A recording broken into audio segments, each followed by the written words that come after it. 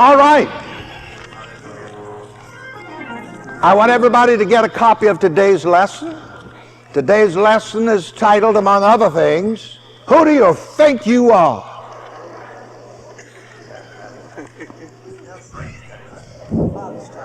You're going to be surprised. Yeah, say to the person next to you, who do you think you are?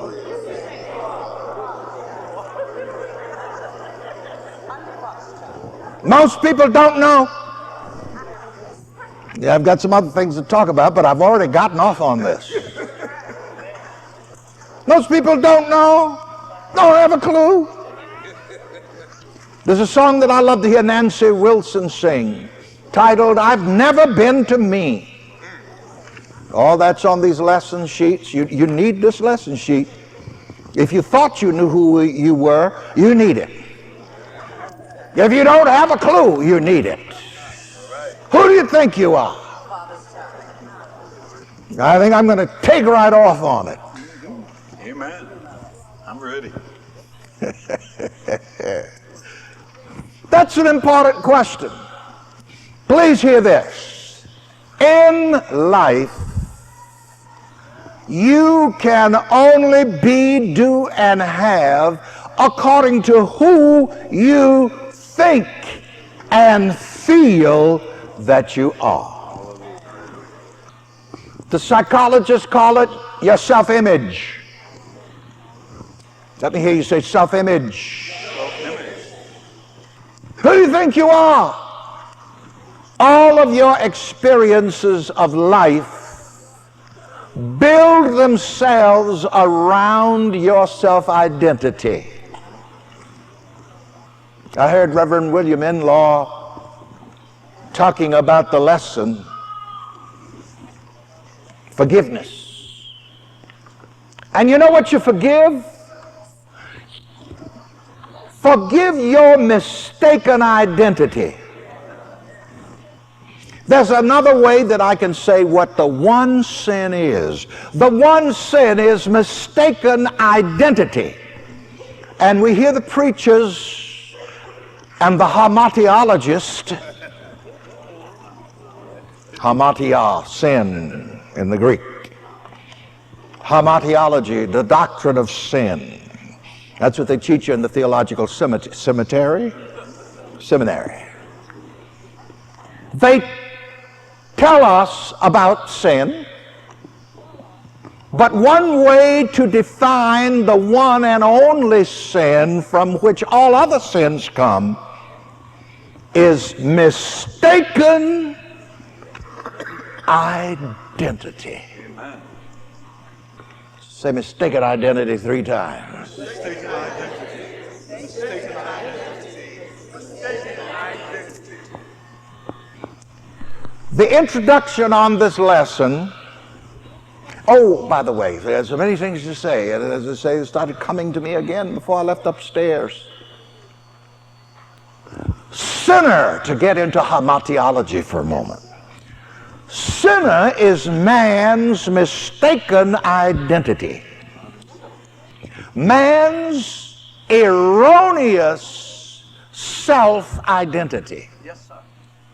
And unfortunately, religion plays such a great part in giving man a mistaken identity of himself.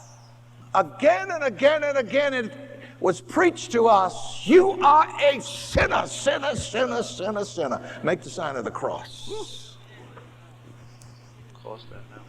Thank God, because on the cross, Jesus did what? Crossed it out. Hallelujah. Hallelujah. And today, I hope in the next few minutes to cross out your mistaken self-identity.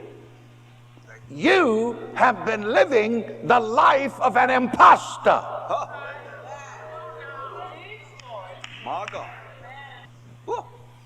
Hallelujah. You are rich, pretending Yes, sir. You are. to be poor. Oh. You are the joy of the Lord parading around, pretending to have the blues. Yes, sir. Lord. You are strong in the Lord and in the power of his might, but you've been going around pretending to be weak.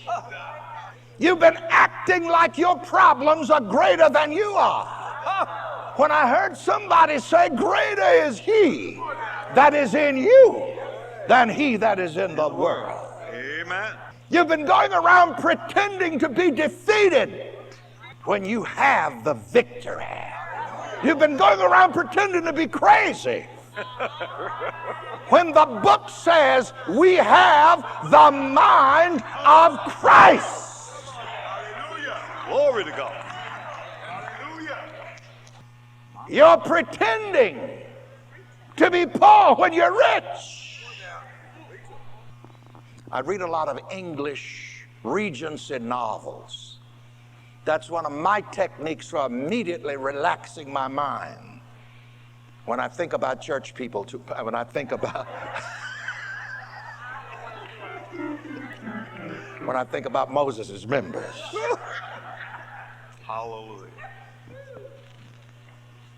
Keep them with me all the time. Got brought two in my bag. Sometimes I read them all the way to church and all the way back.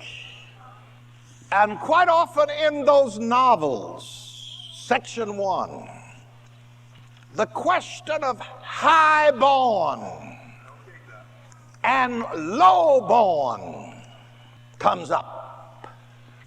Anybody from the rank of a baron to the rank of a duke is high-born.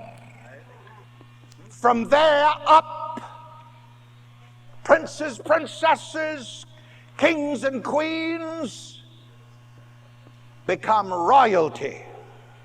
And then there's that social issue of those who were born on the wrong side of the blanket.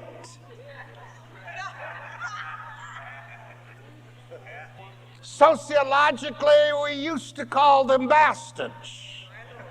But you see, esoterically, even that was wrong. You see, because spiritually, a bastard is a person who does not know that God is his or her father. To jump around on my subject a bit, the moment you know who your father is, you are high-born. Even if you were born on the wrong side of the blanket, that brings you back on God's side of the blanket. And there were cases of people who were low-born, commoners, born on the wrong side of the blanket. And because they had the image of being low-born and born on the wrong side of the blanket, that's the way they lived, that's the way they thought of themselves, the way they felt themselves to be, and the way that the world treated them. Quite often in those Regency novels, something would happen so that some cook in the kitchen that had been around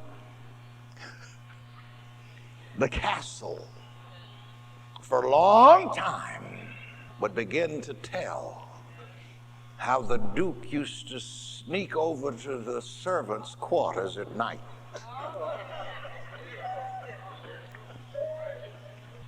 And after a while, a child was born. And the mother of that child, who was thought to be a commoner, a lowborn, was sent away with the child. Yes.